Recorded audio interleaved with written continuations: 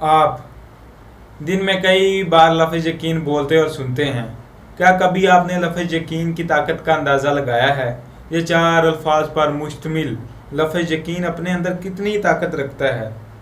جس انسان کا یقین پختہ ہوتا ہے، مضبوط ہوتا ہے، وہ انسان کامیاب ہو جاتا ہے، کامیابی کی راہ کی طرف چل پڑتا ہے۔ اور جس انسان کا یقین کمزور ہو جائے، کہیں نہ کہیں ڈگمگا جائے، وہ انسان ناکام ہو جاتا ہے، ناکامی کی راہ کی طرف چل پڑتا ہے۔ لفظ یقین کی طاقت کی وضاحت میں ایک چھوٹی سی کہانی سے کروں گا۔ کہانی کچھ یوں ہے، ایک ہاتھی کا بچہ اور اس کا ٹرینر ایک زو نما گھر میں رہا کرتے تھے۔ ہاتھی کا بچہ بہت زیادہ شرارتی تھا، وہ بہت زیادہ شرارتیں کیا کرتا تھا۔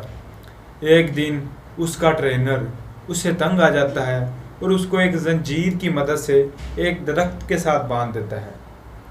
ہاتھی کا بچہ کوشش کرتا ہے کہ وہ کسی نہ کسی طرح سے آزاد ہو جائے اور اپنی شرارتوں میں دوبارہ مصروف ہو سکے۔ لہٰذا وہ اپنی طرف سے پوری کوشش کرتا ہے، اپنی پوری ایفرٹ لگا دیتا ہے آزاد ہونے کے لیے، مگر وہ ناکام ہو جاتا ہے کیونکہ ہاتھی کا بچہ ابھی بہت زیادہ چھوٹا ہوتا ہے۔ اس کے اندر اتنی طاقت نہیں ہے کہ وہ زنجیر کو توڑ سکے۔ وہ صبح سے شام تک اسی درخت کے ساتھ بندھا رہتا ہے۔ اسی طرح کچھ ہفتے، کچھ دن، کچھ مہینے گزرتے گئے۔ پھر وہ وقت آیا جب ہاتھی کا بچہ اپنے جوانی کے عروج پر تھا۔ اس کے اندر اتنی طاقت تھی کہ وہ بڑے سے بڑا درخت آرام سے گرا سکتا تھا، اپنی سونڈ کی مدد سے ٹہنیاں توڑ سکتا تھا۔ اس کے جوانی کے عروج کے دوران اس کا ٹرینر ایک بار پھر اسے اسی درخت کے ساتھ باندھ دیتا ہے جس درخت کے ساتھ وہ اسے بچپن میں باندھا کرتا تھا۔ اس مرتبہ وہ ایک زنجیر کی بجائے ایک باریک سی رسی کا استعمال کرتا ہے۔ ہاتھی کا بچہ اس بار پھر ناکام ہو جاتا ہے۔ حالانکہ ہاتھی کے بچے کے اندر اتنی طاقت ہے کہ وہ آزاد ہو جائے، اس رسی کو توڑ سکے۔ رسی توڑنا تو اس کے لیے معمولی سی چھوٹی سی بات ہے، وہ جس درخت کے ساتھ بندھا ہوا ہے اس درخت کو ہی گرا سکتا ہے۔ طاقت ہونے کے باوجود وہ کیوں ناکام ہو جاتا ہے؟ وہ کیوں نہیں آزاد ہو سکا؟ جانتے ہیں کیوں؟ کیونکہ اس نے بچپن میں بہت زیادہ کوشش کی ہوتی ہے، بہت زیادہ سٹرگل کی ہوتی ہے، مگر وہ ناکام ہو جاتا ہے۔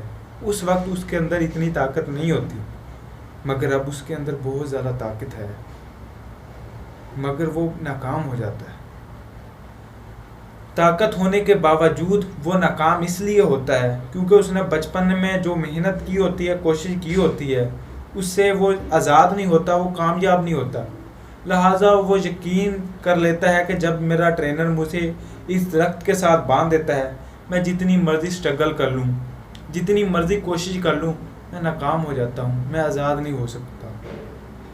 لہٰذا اس کے پاس طاقت بھی ہے، وہ آزاد بھی ہو سکتا ہے، مگر وہ ناکام ہو جاتا ہے کیونکہ اس یقین کی وجہ سے وہ ناکام ہو جاتا ہے۔ اگر اس کا یقین نہ ڈگمگاتا، نہ کمزور ہوتا تو وہ کامیاب ہو سکتا تھا۔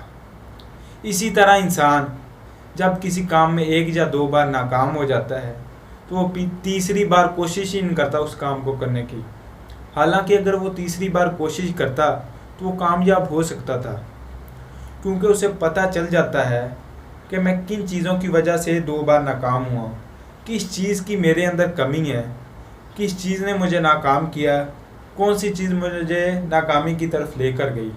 اسے یہ باتیں پتہ چل جاتی ہے۔ اب اس نے صرف ان چیزوں پر تھوڑا سا کام کرنا ہوتا ہے اور اس چیز کے لیے دوبارہ کوشش کرنی ہوتی ہے۔